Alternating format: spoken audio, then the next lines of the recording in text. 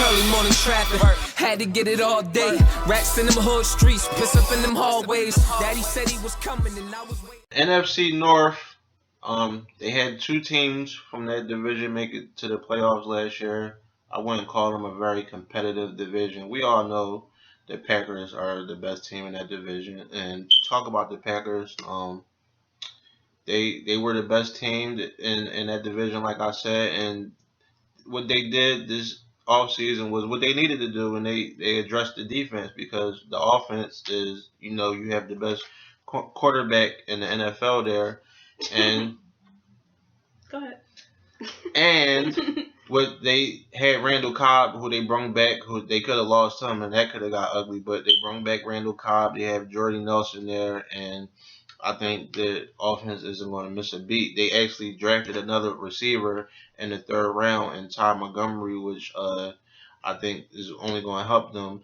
But as far as their defense, they spent their first 2 picks in the draft on the defense to address the secondary, which if anybody could say it was a bad spot on that team, it was the secondary. And I think that secondary is going to be better with them bringing in those players. So for the Packers, I give them a cool 13-3, and that'll be enough for a first round bye. It should be. And take our catch away, but go ahead. The catch, he didn't catch it. Daz didn't catch it. He caught it and then it dropped. Well, is he going to catch it this year? What? Oh, he going to catch it. He going to listen. He going to catch it, and this is my bold prediction of this whole little thing. The Cowboys will get revenge. In the playoffs? In the playoffs. All right, so what are they going to do to get there? They're going to the NFC Championship. The Cowboys will be in the NFC Championship. And I don't even care if it's against them damn Packers. So you think the Packers... All right, let's... Okay, they can have that little 13-3. I give them 13-3 because they in this shitty division. I give them that. But what? You think the Cowboys can go into Lambeau Field in a cold... Yes. If we went into Seattle and beat them, and not just beat them, just like, oh, we squeaked out a win. I mean, like... This is the playoffs. That was a regular season game. Listen. Any given Sunday, it doesn't matter. I'm just saying, I know you're supposed to have confidence in your team or whatever, and whatever that case may be, but I see that happening. I'm sorry. I do. So, but you agree with the 13-3? Yeah, they'll definitely be 13-3. I mean, come on, they're in the NFC South. I mean, South. The North. Yeah. I mean, come on, you got the Bears and the Lions. It's like the freaking goddamn zoo there, but there's no competition for them in that division at all. Like, it's like they're so superior. It's almost like when before the AFC East made all their moves and built their division back up. It's like the Patriots with their division. Like, are you serious? Like, yeah, but we all know the Packers are the team. I mean, like, they're new. Yes, they are, and Aaron Rodgers is an elite quarterback. He's not the best quarterback. He's the best quarterback. He's the best quarterback for the Packers. Who's the best quarterback? Who's the best quarterback? You want me to tell you who's the best quarterback? Peyton Manning. Peyton was the best quarterback. He still is the best quarterback. You tell me who's smarter than Peyton Manning. That's another. That's a quarterback is all up here. Or if you're the Patriots. That's another debate we're going to return to on another show.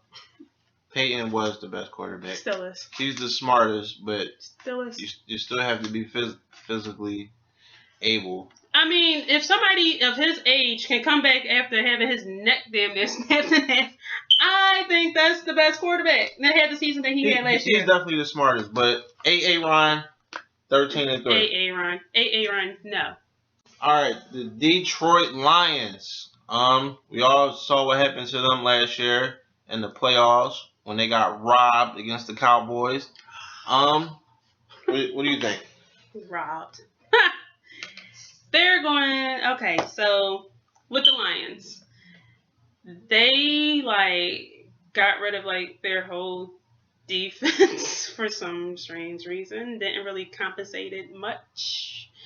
Offensively, kind of still the same. But, and the only thing I can say about their defense that they lost, which was, Sue, is that now they won't have like the, 15-yard penalty, 15-yard penalties and, for him stepping on the back of people's legs or whatever the hell it is that he does.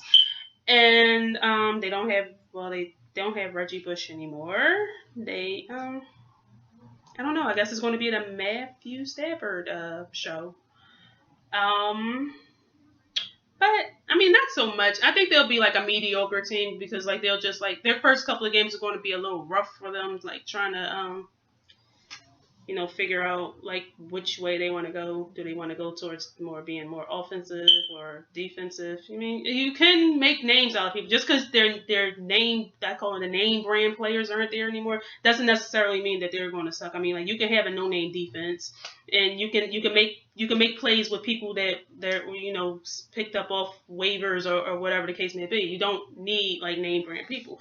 So like who's to say like what's going to happen there? I mean, and they still have other teams in the NFC North to kick around a bit, which would be like the Vikings and the Bears. So it's not going to be like a horrible season for them, but it's going to be like a transitional type of season for the Lions. So I'll say they'll be 8-8. Just based off the simple fact that I think they'll just be like a pretty average team. Like the only team they won't fare well with in their division would be the Packers because the Packers are pretty much probably going to sweep their division. And but the good thing about the Lions is that there's a lot of other teams that kick around in the NFC because there's a lot of teams that's going to be going through like a transitional period trying to fix their teams and whatnot. So my thing with the Lions is they have a great coach, a great underrated coach in Jim Caldwell. Yes, they lost Reggie Bush, but they drafted Amir Abdullah in the second round, which they're very high on him, and they think he can be better actually for them than Reggie Bush was. The thing with them is they had a defensive line meeting, and somebody threw a bomb in the meeting and blew away all their defensive linemen because they lost. Of course, they lost Ndamukong Suh. They lost Nick Fairley. They lost C.J. Mosley. Their line is pretty much depleted. They brought in Nagata from the Ravens, which I think it really isn't going to do much. He's like old. He even with him being old, he's still good for his age. He's still good for his age, but of course that's not going to be able to replace what Sue was able to do. Like step on people's legs. One of the top 3 defensive players and dirty players, but you need that. I mean, a lot of teams need that for a defensive identity. Yeah. I mean, I don't condone stepping on people, but I mean, it's toughness. It's toughness. Their secondary is a question mark. It's a good secondary. I'm not going to say they're bad, but who knows if they're going to be able to capitalize what they were able to do last year and keep riding that wave. They were a very good defensive team. They were actually one of the most feared defenses in the league. I just don't know if that's still going to be the same without those guys on the line who were the face of that defense. So I'm going to give the Lions a 7-9 record. I think 7-9 is what they will do this year because I just don't think they have the pieces in place. And then you have Megatron still. Golden Tate had an awesome year when Megatron missed time. I think you're going to see the Calvin Johnson that we're used to seeing. But at the same time, I think that's only going to be able to get them 7 wins. So, 7-9. Sorry, Lions, but you turned into little kittens this season. Bet. At least they're not going 0-16 again. But. Yeah. I mean, might as well get a better draft pick. Pick up a whole defense. Don't tank. No tank. And I don't think they'll tank. They're too scared. I mean, like, not too scared. I mean, like, that would just be like a giant step back, and then the whole, like, front office would have to get cleaned out again like it did the last time. I don't think... I like Jim Caldwell. I think he's a good coach. Yeah. Well, I was about to say something, but I think I should be, like, kind of PC right now. Yeah. No. 8-8, 7-9, somewhere around that range for the Lions. No playoffs. The Minnesota Vikings, we all know they get Adrian Peterson back this year, who is going to be running like a madman, running like he has something to prove. Teddy Bridgewater, he shows signs that he can be an elite quarterback, but of course, with this just being his second year, you're going to see the sophomore growing pains from him. The Vikings did some great things in the draft to improve their defense. They actually went defense with, I think, their first 3 picks of the draft, going from secondary to the linebacker position to the line. Trey Waynes, I think, was a great pickup for them in the first round this year. But I just don't think they have everything there to get them, especially with them competing in a division with the Packers. All I can really see the Vikings doing this year is 6-10. And, I mean, they didn't really do enough in the offseason to improve. And I'm not sure. I think they were like 5-11 last year.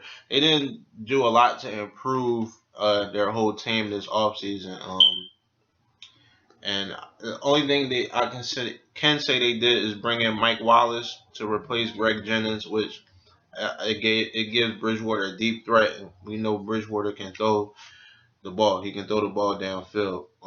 So I think look for Mike Wallace early and often. He still has Kyle Randolph, who's an exceptional tight end. But I think all that really translates into is a 6-10 record. What do you think? 6-10 seems like what I would go for. I do believe that Adrian Peterson being back will kind of alleviate a little pressure from Teddy. And I think Adrian Peterson is going to go out there. I mean, like, even though he kind of doesn't want to be there, but I think he's going to like overprove himself for like maybe his next wherever he wants to go. If he wants to go somewhere, he just want to prove that he has that value to get a bigger contract or and play for a team where he can actually have a chance at going further. Because like as far as like with the Vikings right now, it's going to be like they're going to continue to be that like 6-10 team or whatever. They're not going to go back to being like that elite strong team like that they were, like at least for a while. Like it's not going to happen, not in that division at least, because you're still going to have Aaron Rodgers is going to still have a strong hold on that division. So it's like it's 6-10 season, and it's probably going to be a 6-10 season the following year after that. The only thing that's good for the Vikings is they have the Bears to kick around. Like I do believe they're a better team than the Bears because of Teddy Bridgewater and Adrian Peterson and their receivers and everything. I think they'll continue to be like an average, mediocre type team. I can see the Vikings averaging about 20 points per game. That kind of was what they were doing last year.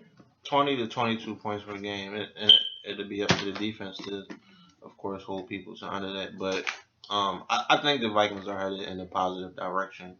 It's just not going to happen immediately, and it's not going to happen this year. Or next year, because I don't see. I don't know. I see a big change coming after this season with the Vikings. I think it's like overdue for like a big overhaul because like the only staple they still have there would be Adrian Peterson, and Adrian Peterson feels like they're holding him back. So there's going to be a major change after this season, I believe. If it's going to be like some type of big trade or whatever that they can pull off, then that probably would be the case. But it's definitely going to be a big overhaul at the end of the season. We'll see, but sorry, Vikings fans. Don't worry, in the NFC, you probably can get into the playoffs with that record. The Chicago Bears. The Bears. The Bears. The Bears. Gotta say that with some. I know, but they're still the Bears. So, what do you think? I think offensively, they're still. Jay Cutler is overrated in my opinion. Defensively, which has always been the staple of the Bears for as long as their history has been around, it's always been defensive. And that's what they're going to have to keep relying on until some way, somehow, they figure out a way to, get that offense going. I mean, like, Matt Forte is not going to do it for you all the time, if any. So I guess it's going to be a defensive show for them. I don't know. You know how like everybody kind of always comes down hard on like Tony Romo with the plays that he does or whatever, but I've been seeing more of those Cutler, I'm gonna call him Cutler plays with him the past couple seasons. He's just like, I think they put so much on him to become like this one type of elite type quarterback that they want him to be, but it's never going to happen with the type of quarterback that he is. Granted, if he just like played inside, I think Jay Cutler is more fit for like a system type of offense. But like when you have to actually make plays because you don't have those weapons in your offense, it kind of blows up in his face. So then it's like you can't rely on him because he's not a playmaker. He's more like you literally would have to put him behind like a decent line, have a decent running game, have some solid receivers. And he's never had that consistently. It's always been one or the other, 2 - 1. It's never consistent. So they're going to end up being, in my opinion, 5-11 because #Cutler is overrated. Once he figures out that he's just that regular quarterback, that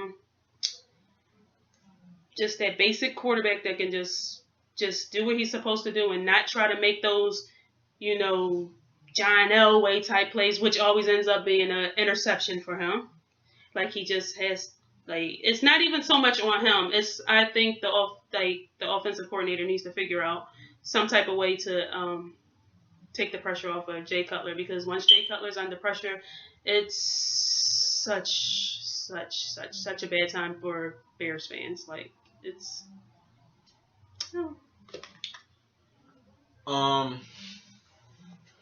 The Bears, we know, brought in John Fox this offseason. John Fox won the playoff game with Tim Tebow as his quarterback. So, I'm not going to just say that the Bears are going to be terrible. Yes, they lost Brandon Marshall, but they drafted Kevin White in hopes that he can be a credible replacement for Marshall. If that's true or not, we have yet to see. They also brought in Eddie Royal to help with their receiving corps. I think the Bears did a good job in addressing the defense as they should, because they were not the scary defense that we've known them to be. They had the whole situation with Ray McDonald. They brought him in and he got in trouble and they released him. They drafted Eddie Goldman in the second round for their line, which I think was a very good pickup for them. They have some veterans in their secondary. And I think with them getting into the new system, going from a 4-3 to a 3-4 is going to really help them out. And I think John Fox is going to have Jay Cutler looking like a not top tier, but top of the mid-tier quarterback. He's a mid-tier quarterback, but he can be one of the best out of the mid-tier quarterbacks. He's definitely not a bottom-tier quarterback to me. He's overpaid, but he's not a bottom-tier quarterback. And I give them 7-9. I think the Bears can pull off 7 wins this year. He's overrated, but he's not terrible. He's not. I'm trying to think of a good somebody to compare him with. He's not terrible. He'll be all right. John Fox is going to he'll be all right. I can see Cutler throwing for But 24 touchdowns. Can I just like kind of piggyback onto the John Fox with Tim Tebow type thing? Mm-hmm. Those are two different teams. These are two completely different teams. But John Fox, I say that to say John Fox is good with quarterbacks. He's good with making bottom tier or average looking quarterbacks look like they can win some games and actually getting them to go out there and do so. Tim Tebow had Jesus on his side. Everybody has Jesus on our side, but that's another combo. 7-9, but that won't be enough to do anything, especially in that division. So sorry, Bears fans, but there's hope. Keep hope alive. Early morning traffic, had to get it all day. Rats in them hood streets, piss up in them hallways. Daddy said he was coming and I was